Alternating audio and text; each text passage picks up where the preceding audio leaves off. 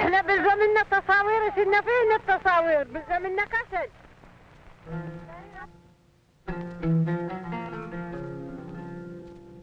قلنا فين التصاوير اللي تصورنا؟ طلعنا عدو ضمننا من ما تصورنا هون.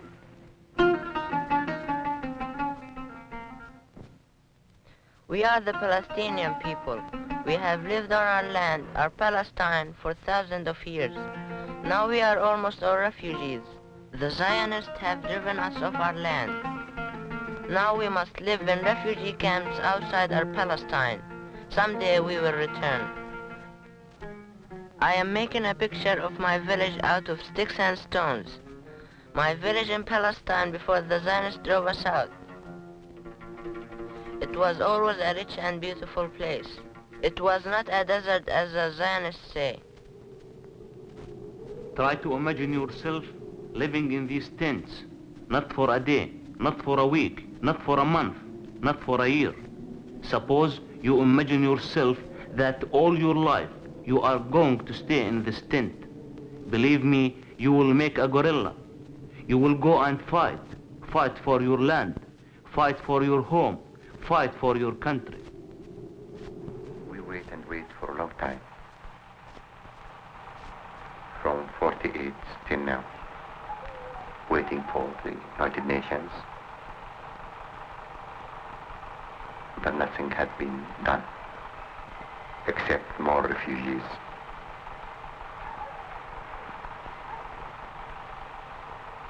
So we think that the only way is to carry our arms and to fight. We were obliged to fight. We don't like war, but the person who had been kicked out from his homes is obliged, and he has the right to fight. To fight for living, to fight for his future, for his children, for his people. And this is what we are doing.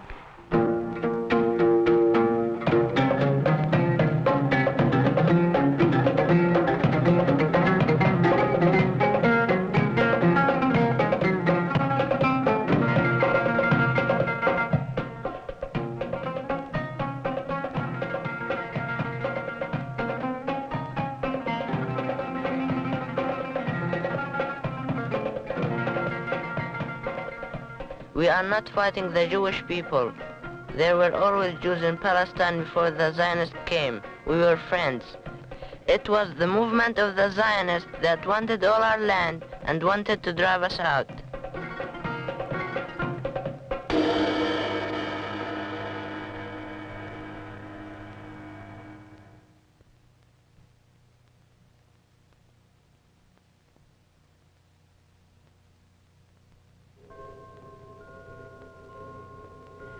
Political Zionism began in Europe in 1897.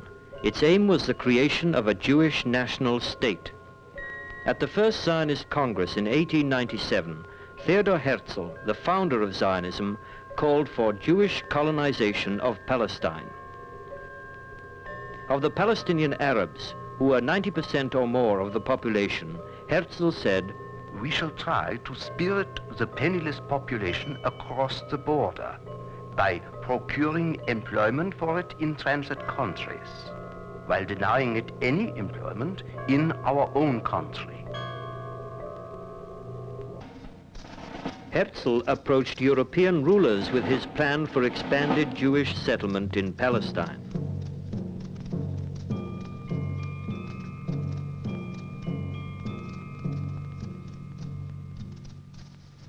To the Tsar's government in Russia, Herzl said that his program would help undermine the growing socialist revolutionary movement.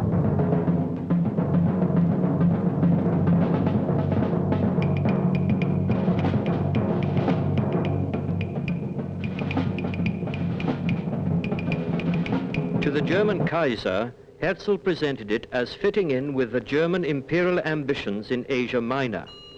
And to the Ottoman Sultan, he said that Zionist settlers would help him maintain his authority over the Arab population of Palestine.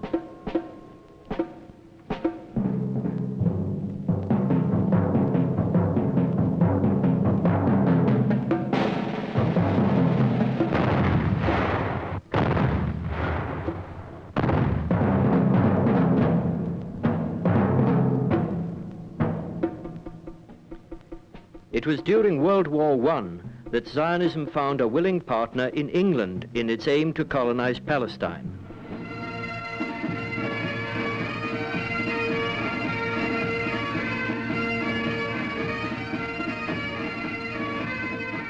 Chaim Weizmann, the leader of the Zionist movement in 1914 and a future leader of the State of Israel, wrote, "We can reasonably say that should Palestine fall within the British sphere of influence, and should Britain encourage Jewish settlement there as a British dependency, we could have in 20 to 30 years 1 million Jews out there, perhaps more. They would develop the country, bring back civilization to it, and form a very effective guard to the Suez Canal." In 1915, the British High Commissioner in the Middle East, Sir Henry McMahon, declared, "Great Britain is prepared to recognize and support the independence of the Arabs in all regions within the limits demanded by the Sharif of Mecca."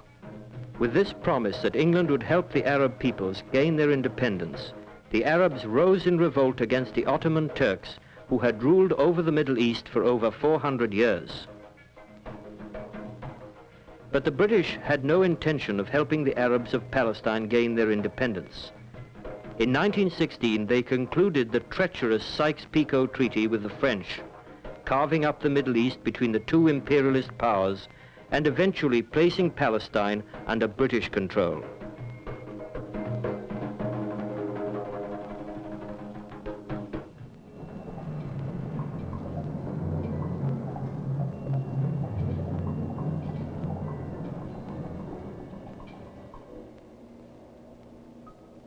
On November 2nd, 1917, the 20-year Zionist effort to colonize Palestine was crowned with success. The British Foreign Secretary, Lord Arthur Balfour, issued the famous Balfour Declaration. "Dear Lord Rothschild, His Majesty's government views with favor the establishment in Palestine of a national home for the Jewish people, and will use their best endeavors to facilitate the achievement of this object, it being clearly understood that nothing shall be done which may prejudice the civil and religious rights of existing non-Jewish communities in Palestine. Yours sincerely, Arthur James Balfour." Faced with the reality of British colonization and increased Zionist immigration, the Palestinian people rose in revolt to protest these imperialist schemes on their homeland.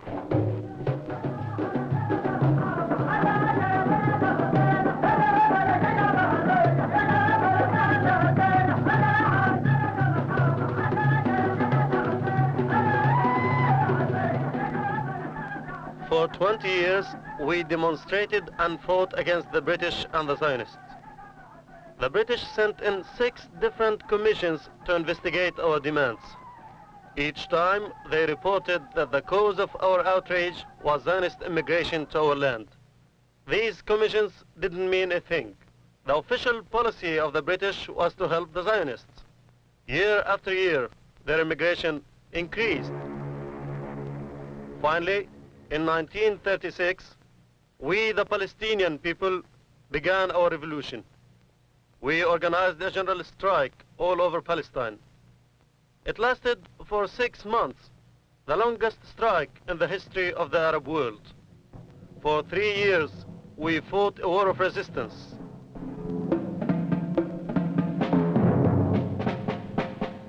We liberated much of Palestine from the British. The Zionists would not have been able to hold out on their own. The British had to send in 100,000 men, a third of their army, to crush our heroic resistance. They trained the Zionists and gave them arms. They hunted our people down with dogs in the night. At the end of the fighting, the Zionists had a well-trained army, but we were forbidden to own even a single cartridge. May 1939. With war clouds looming over Europe, the British tried to appease the Palestinians by limiting Jewish immigration to Palestine. The Zionists opposed this policy, and 1 week later, the Zionist secret defense forces, the Haganah, the Irgun, and the Stern Gang, began a campaign of terror against the British and against the Palestinians. The Zionists could no longer rely on the British to sponsor their state. Ben-Gurion wrote, "For my part, I had no doubt that the center of gravity of our political efforts had shifted from Great Britain to America, who was making sure of being the world's leading power, and where the greatest number of Jews, as well as the most influential, were to be found."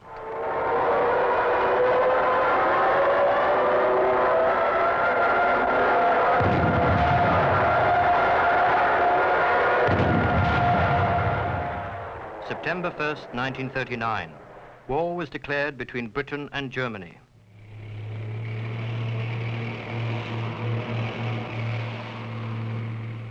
The Zionists asked to take part in the war effort, but they opposed the formation of a joint Palestinian brigade of Jews and Arabs. They insisted on an all-Jewish brigade, which could become the nucleus of an army to fight for the creation of a Zionist state.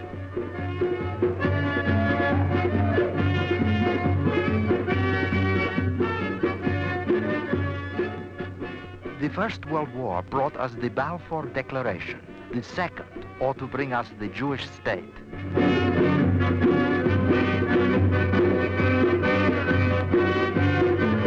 Das keinen Not, die mehr zu zwingen vermag, dann wird unser Wille und unser deutscher Stahl auf die Not meistern.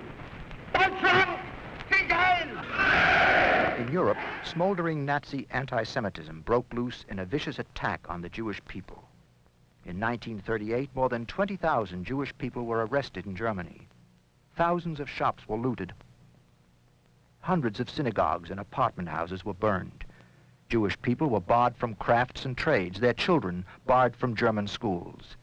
The Jews were forced to wear a badge of identification, the yellow star. It was in those days a fact of everyday life that only the Zionists had a chance of negotiating with the Nazis. But they didn't think in terms of fighting anti-Semitism. Their first priority was always the building of a Zionist state in Palestine. The rest of us thought that we should fight anti-Semitism. In 1933, 6 years before the Nazis forced us to wear the yellow star, the Zionists encouraged us to wear it. Wear it with pride was their slogan. And in some places, selling yellow stars became a business. There were plain ones and fancy plastic ones. The Nazi government and the Jewish Agency for Palestine concluded an agreement under which Zionist-selected Jews were permitted to emigrate to Palestine. Adolf Eichmann's Central Bureau was originally designed for Jewish emigration. For those well-to-do Jews who would pay for his services, Eichmann would sweep aside the red tape, issue passports, and provide passage to Palestine through private transport agents. It was a lucrative business for the Gestapo. In 1938, two Zionist emissaries, Pino Ginsberg and Bar Gilad, came to Nazi Germany. These men did not come to save us. That was not their job. They were looking for young men and women to colonize Palestine and fight for a Zionist state. The Gestapo allowed them to stay. For these men, there was no red tape. They were allowed to set up special training camps for the selected few who would make the illegal run to Palestine through the British blockade. Why, you ask? The Gestapo saw three possible benefits from this cooperation. It would satisfy Hitler's mania for getting rid of us. It would embarrass the British in Palestine and create difficulties between the British, the Zionists, and the Palestinians. The Nazis dropped this immigration policy in 1939, but the Jewish organizations remained the very cornerstone of the Nazis' Jewish policy. Most of the leading positions in the Nazi-appointed Jewish central organizations were held by Zionists. In Amsterdam, Berlin, Warsaw, and Budapest, Zionist officials could be trusted to compile the list of persons and their property. They prepared the lists of deportees. They organized forced labor gangs and a Jewish police force to round up the victims. Leo Beck, chief rabbi of Berlin, thought Jewish policemen would be more gentle and make the ordeal easier on us. In the spring of 1944, Zionist Rudolf Kästner headed the Relief and Rescue Committee for all of Hungary. Rudolf Kästner, with the full power of the Jewish agency behind him, withheld from the 800,000 Hungarian Jews the knowledge that they were being shipped to the gas chambers in Auschwitz. Kästner and his cronies told our people they were being shipped to a new town called Land of Bread. We paid the price for this collaboration.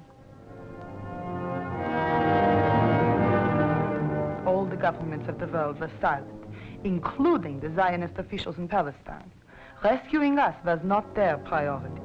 Yitzhak Greenbaum, head of the Jewish Agency Rescue Committee, declared, If I am asked, could you give from United Jewish Appeal monies to rescue Jews? I say no, and I say again no. In my opinion, we have to resist that wave which puts Zionist activities in the second line. Not all Jews followed the policy of collaboration. In the Warsaw Ghetto, thousands of Jewish men and women died resisting the Nazis. Jewish fighters worked in the underground to help their sisters and brothers escape the Nazi terror. At the end of the war, thousands of Jewish people waited in the displaced persons camps of Europe. In the fall of 1947, more than 55,000 applications for admission to the United States had been filed. A majority of these people said they wanted to go anywhere but Palestine. The Zionists wanted us in Palestine because increased immigration could mean the establishment of the Zionist state. The Yiddish Bulletin reported in 1950, by pressing for an exodus of Jews from Europe, by insisting that Jewish displaced persons do not wish to go to any country outside of Israel, by not participating in the negotiations on behalf of the displaced persons. By all this, the Zionists certainly did not help to open the gates of America for Jews. In fact, they sacrificed the interests of living people, their brothers and sisters who went through a world of pain, to the politics of their own movement. We will proceed the roll call. Australia, yes. Belgium, In November yes. 1947, Bolivia, the Jewish yes. Agency for Palestine accepted a Brazil, partition plan from the United yes. Nations calling for the Russia. establishment of a Jewish state. The plan gave 56% of the land to the immigrant Zionists. At the time, they owned only 6% of the land. This policy echoed the words of Theodor Herzl, the founder of Zionism. We will demand the land we need. The more immigrants, the more land. The Palestinians greeted the plan with a general strike throughout Palestine. David Ben-Gurion declared, From the beginning of April, the war of independence passed from the defensive to the offensive. of 13 military operations during this period, 8 took place outside the territory allotted by the original partition plan. Palestinians from Tiberias, Haifa, Safad, and Baisan were forced to flee. During this time, the Zionists used two military strategies. Plan C aimed to unleash terror tactics in the cities and villages of Palestine. Plan D was an all-out offensive to drive the Palestinian Arabs off their land and out of Palestine. Partition was not enough for the Zionists. At Deir Yassin, 254 Palestinian men, women, and children were butchered in cold blood. Menachem Begin, commander of the Irgun, said, "Our men captured the village of Deir Yassin. They were compelled to fight for every house to overcome the enemy. They used large numbers of hand grenades. The civilians who disregarded our warning suffered inevitable casualties. The massacre was not only justified, but there would have been no state of Israel without the victory at Deir Yassin." May 14, 1948, 1 month after the massacre at Deir Yassin, Ben-Gurion declared the establishment of the new state of Israel. 10 minutes later, President Truman released the following statement. This government has been informed that a Jewish state has been proclaimed in Palestine. The United States recognizes the provisional government as the de facto authority of the new state of Israel. Neighboring Arab armies, led by King Abdullah of Jordan, entered the territory outlined as Arab Palestine, but Abdullah had no intention of protecting the Palestinian people. His plan was to add the west bank of the Jordan River to his own kingdom. The Zionists used this action as an excuse for further expansion into Arab Palestine. David Ben-Gurion declared, "We are not obliged to state the limits of our own state. The Arabs are making war on us. Why tie ourselves down?" The United States speedily approved a $100 million loan to Israel. Lewis Johnson, Secretary of Defense, said, "Israel is important strategically, and we must support her."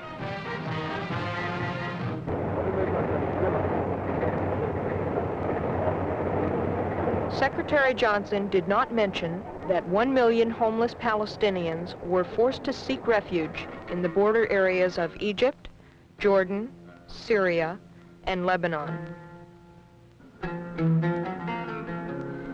They left behind 388 villages, half the buildings in Palestine, 30,000 acres of citrus groves, and thousands of shops and businesses. Israel had created a nation of refugees.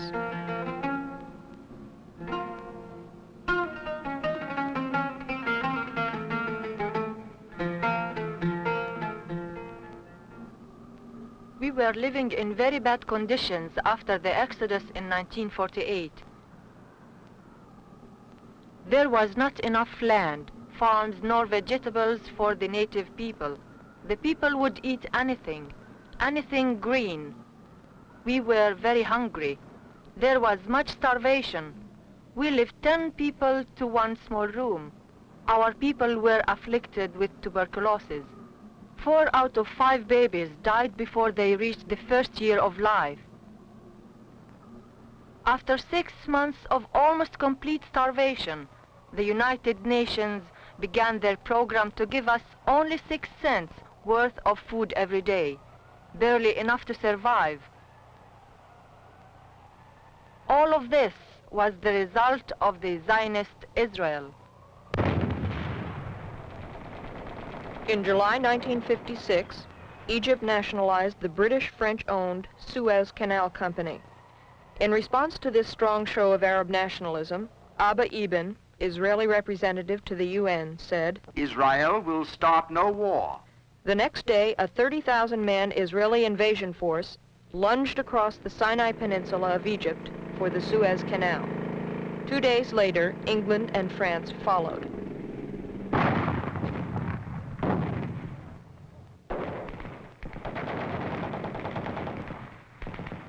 Ben-Gurion told the Israeli Congress, "You have brought us back to the place where the law was given and where we were commanded to be a chosen people."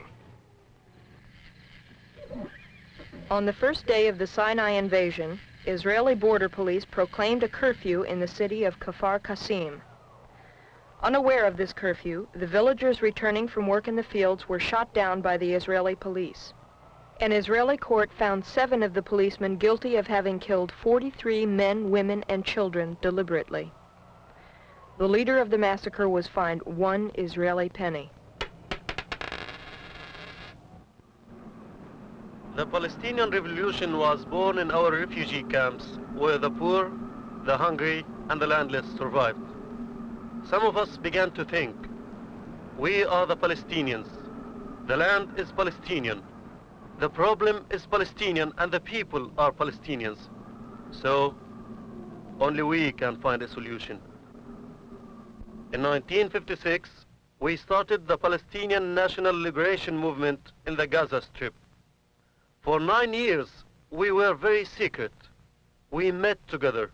We talked together, always discussing the armed struggle.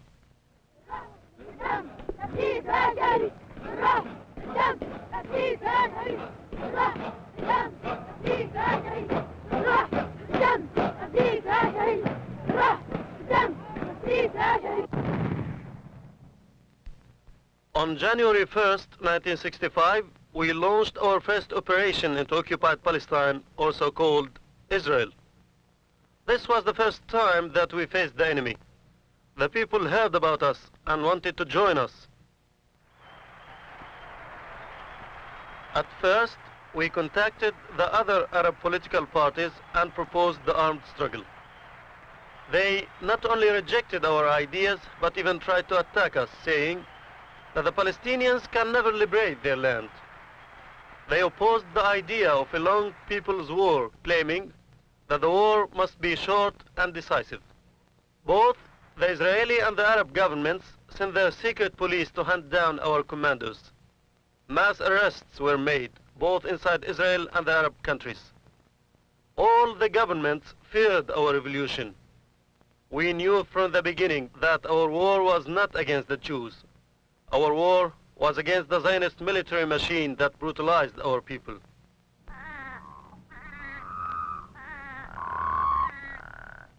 In March 1966, Moshe Dayan visited Vietnam to observe the methods used by the U.S. military to fight the Vietnamese people.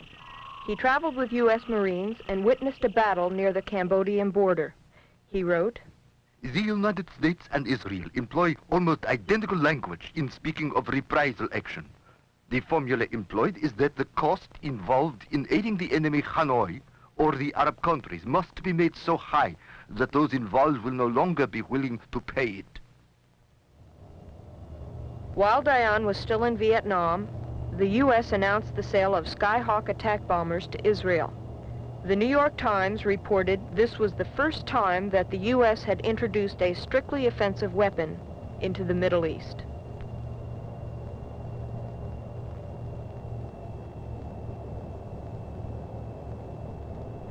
Now Dayan was ready to make the Palestinians and the Arab countries pay his price.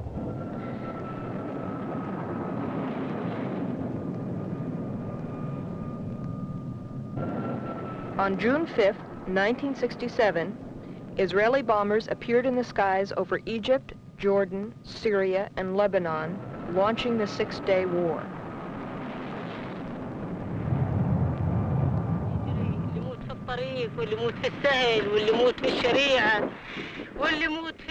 The Israeli bombs fell on our houses. Our people were shot on the roads. Mothers were separated from their children. We were forced to live in tents in the rain and cold.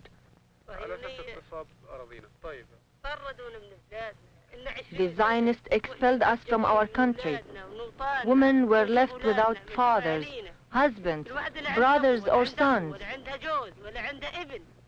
We bring up our children until they are big, and they come and massacre them on the roads. Zionist propaganda portrayed Israel as an innocent, struggling nation on the verge of destruction by hostile Arab neighbors. Later, Israeli General Peled admitted that the claim that Israel was under the menace of destruction was a bluff. What were the real reasons for this Zionist war of expansion? 95,000 Israeli workers were unemployed. There were many strikes. For the first time in Israel's history, more people were leaving than immigrating. The economy was in trouble. But if Israel could conquer the oil reserves of the Sinai, then according to Israeli General Herzog, Israel could become self-sufficient in the world's most important commodity, oil. A U.S. State Department official declared, In the Far East, we can get almost no one to help us in Vietnam. Here, the Israelis won the war single-handedly, taking us off the hook and serving our interests as well as theirs.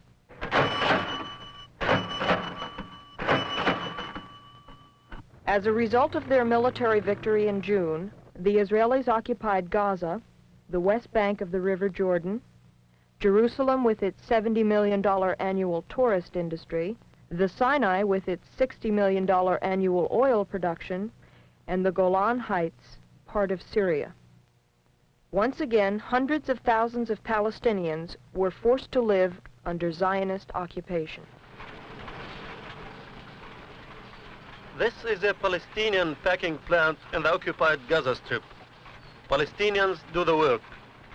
These oranges are grown on Palestinian farms, but they are exported to the world as an Israeli product.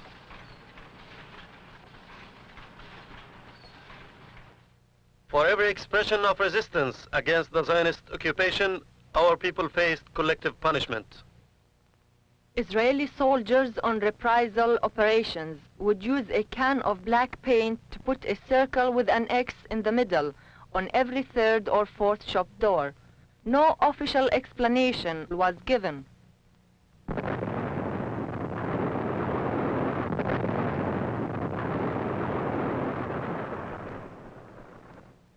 In front of the Wailing Wall in Jerusalem, 2 Arab residential sections were destroyed to make way for a parking lot. At the end of 1967, the New York Times reported that the Israeli army bulldozed 800 houses in the Jordan Valley, dynamited 850, rendering 20,000 more Palestinians homeless. An American journalist reported, We know a group of people in Amman who are refugees from a village called Yallo on the West Bank.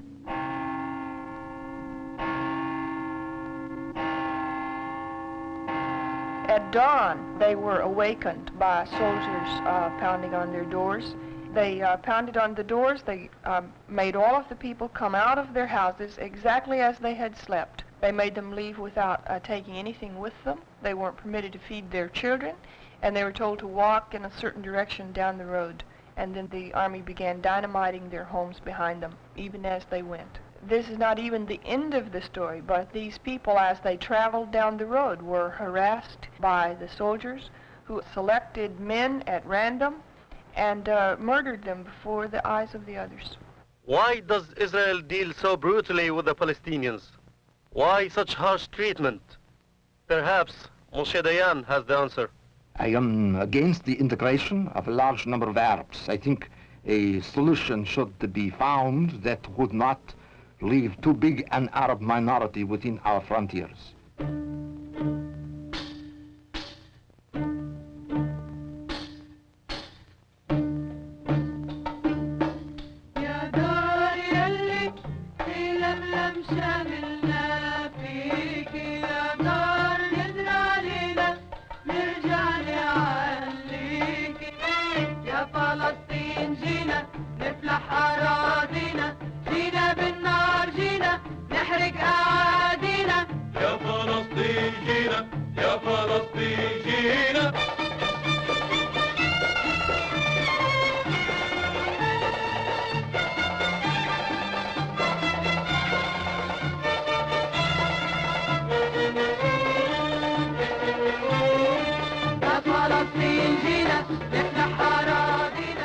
We are saying that Israel has taken our land by force, and there is no other way but by force to return to our land. The town of Karami in Jordan was our first fixed base. From Karami, we launched many raids into occupied Palestine. The Zionists intended to eliminate us completely. But after the Battle of Karami in March 1968, the Palestinian people knew that we could fight and win.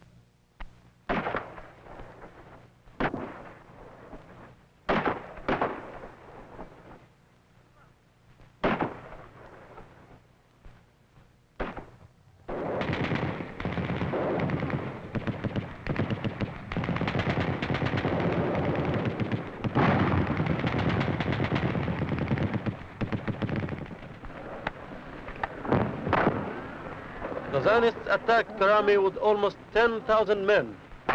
We were 450. We fought for 15 hours. Their tanks ran out of gas. We blocked all the roads. They had many wounded and finally they retreated. Well, this is a turning point in the history of guerrilla, in the history of Al-Fatah revolutionaries. A turning point in the history of the Arab nation. This is the first confrontation battle we did and we win.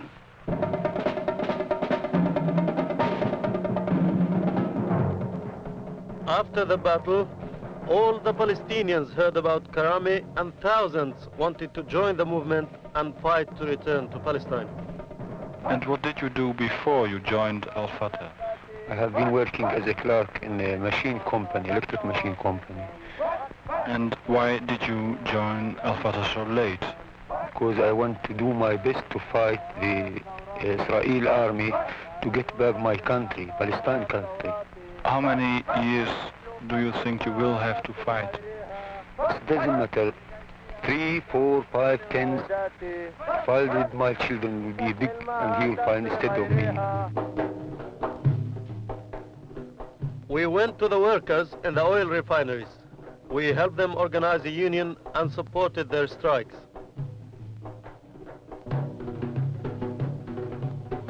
We organized a workers' militia.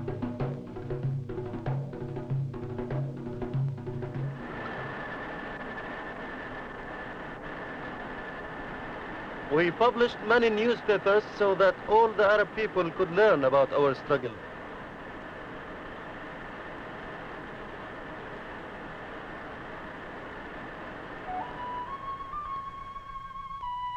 We set up hospitals for the wounded fighters and clinics for our people in the refugee camps.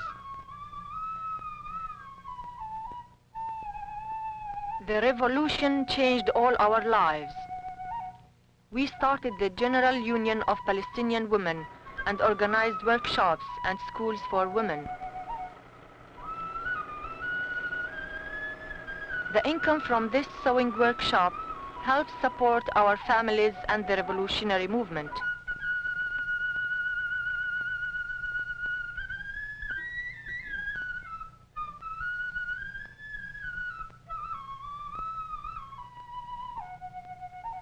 In spite of all our hardships, we keep our Palestinian culture alive.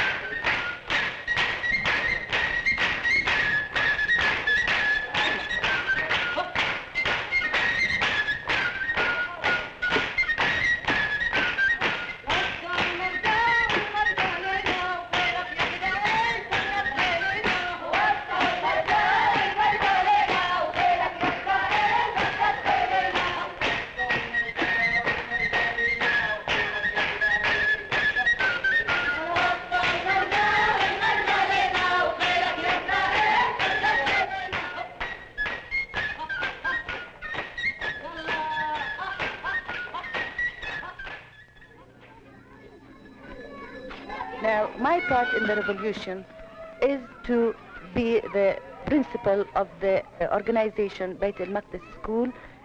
We have about 70 girls. These girls come from different parts where there are refugee camps, Palestinian refugee camps. The girls we accept here are the daughters or sisters of martyrs or prisoners. And the girls here have full board and education. We give them lessons about their own homes, their own villages in Palestine. To which town do they belong? What do they grow in their farms? What work do they do in their villages? In the higher classes, in addition to the second language, that's English, we give them Hebrew. We have a very important aim for giving these girls Hebrew. We are going to live with the Jews. We have been living with the Jews. And what the revolution is fighting now is fighting Zionism. أنا في المدرسة هاي لها عشان أبوي استشهد في سبيل الوطن وأنا أجوا أخذوني هنا عشان أصير فدائي واستقطار أبوي. We do not prepare them to be fighters, but our revolution is a long-lasting revolution. If these girls by themselves will find it necessary that they become fighters, we do not stop. But we do not force them to become fighters. That is a very important point.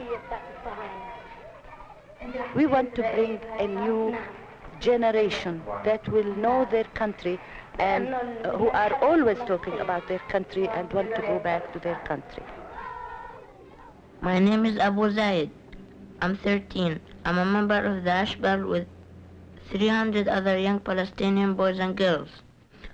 I come here every day at 2:30 after school. We practice shooting, hand-to-hand fighting, and climbing in the mountains. In the classes, we talk about Palestine, the lost country, and of the life we lead. My parents encourage me and send me here to prepare for the future so we can make an end to this bad life. I have been here for 7 months. I have learned to use a rifle. We have seen that we can't fight Israel by talking. تسمية هذا السلاح من أعلى إلى أسفل. قوة السبطانة الشعيرة واقة شعيرة قاعدة شعيرة الحرب ونابض الحرب هي. Israel claims that the new generation of Palestinians had forgotten its fatherland. Israel also says that Palestinian Arabs are not civilized. Do they mean that we have no right to our homeland? We must liberate our Palestine and make it possible for all people to live in peace, Jews, Muslims, or Christians. Our war is a war of liberation. It is not a war against the Jews. We do not want to push the Jews into the sea or anything like that. We also do not want the Zionists to push us into the desert. That is why we must fight.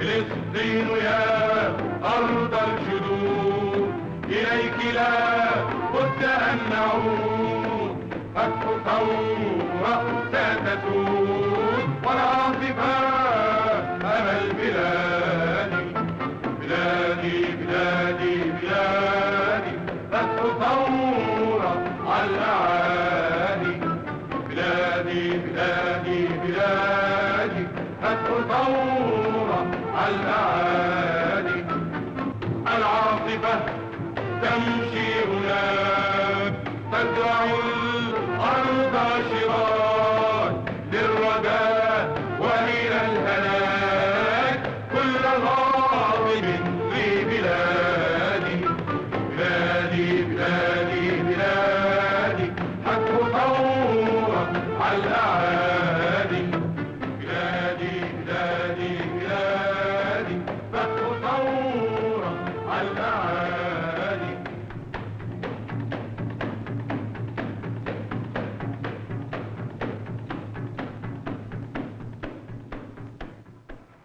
By September 1970, our revolution had gained much support among the Arab people. Jordan was our main base against Zionism. As the revolution grew stronger, the US government proposed that the United Nations adopt a special resolution, a so-called peaceful solution to the Middle East crisis. The US government began to send many arms to Hussein's regime in Jordan, not to fight Zionism, but to attack the revolution. Today, September 17, units of the Royal Jordanian Army surrounded all refugee camps in and around the capital of Amman. The army began shelling the camps at 5 a.m. Thousands of innocent people are injured as a result of heavy artillery and phosphorus grenades. There are many reports of the wounded being dragged from clinics and being tortured by Hussein's mercenaries. The army does not permit any of the world's press to report the atrocities. Many journalists have been fired at to hide the crimes of Hussein's troops. This is the real Rogers peace plan. All over Jordan, our militia and commandos fought heroically against Hussein's mercenaries. We defended the revolution against great odds. The Pentagon is prepared to send in American troops to save Hussein's regime. At U.S. bases in Turkey, Greece, and West Germany, U.S. forces are mobilized to intervene on Hussein's behalf. In the Mediterranean, the U.S. 6th Fleet is cruising off the coast of Lebanon and is ready to support Hussein. At the Pentagon, Deputy Secretary of Defense Packard announced this morning that the U.S. government would make certain that Hussein continues to have a military capability. This announcement was followed by a $70 million military defense package given by Washington. The giant U.S. corporations and banks have billions of dollars invested in the Arab countries. They would like to continue exploiting the resources that belong to the Arab people. That is why they are trying to crush the revolution. But the Palestinians have awakened the Arab people to fight U.S. imperialism and its partners, Zionism and the reactionary Arab regimes. Now we work underground in Jordan. From Syria and Lebanon, our operations continue against Israel. Inside the occupied territory, there are daily acts of resistance. Today, we are not alone. All over the world, in Vietnam, in Latin America, in Africa, people are fighting for their national liberation. Our fight will take many years, but we are determined to fight until victory. ربما تسلبني آخر شبر من ترابي، ربما تطعم للسجن شبابي، ربما تسطو على ميراث جدي من أثاث وأواني وخوابي، ربما تحرق أشعاري وكتبي، ربما تطعم لحمي للكلاب، ربما يغطي قريتنا كابوس رعب يا عدو الشمس، لكن لن أساوم، ولآخر نبض في عروقي سأقاوم. Well, I tell you, the free fighters in South Vietnam, they are fighting the greatest nation in the whole world. They are fighting a nation with atomic bombs and H bombs. And we do believe, as they do believe, they will liberate their country. If you have been deported out of your homeland, what else have you to do? You see, the real aim is to return back to our homes, to liberate this home, and to establish states in which all the people, all the races, or the religion can live in peace and friendship and justice.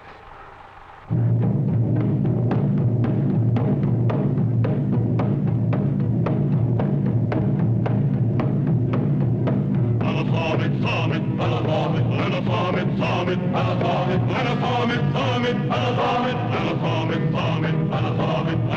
صامت صامت أنا صامت أنا صامت صامت أنا صامت فوق أرض بلادي أنا صامت وانسلبوا زادي أنا صامت وانقتلوا ولادي أنا صامت فوق أرض بلادي أنا صامت وانسلبوا زادي أنا صامت وانقتلوا ولادي أنا صامت وانهدموا بيتي يا بيتي في ظل حالك أنا صامت أنا صامت صامت أنا صامت أنا صامت صامت أنا صامت أنا صامت صامت أنا صامت أنا صامت صامت أنا صامت أنا صامت صامت أنا صامت وبنفسابية أنا صامت وعصا وشبرية أنا صامت والراية بإيدي أنا صامت وبنفسابية أنا صامت وعصا وشبرية أنا صامت والراية بإيدي أنا صامت وانقطعوا إيدي والراية بالإيد الثانية أنا صامت أنا صامت صامت أنا صامت أنا صامت صامت أنا صامت أنا صامت صامت أنا صامت أنا صامت صامت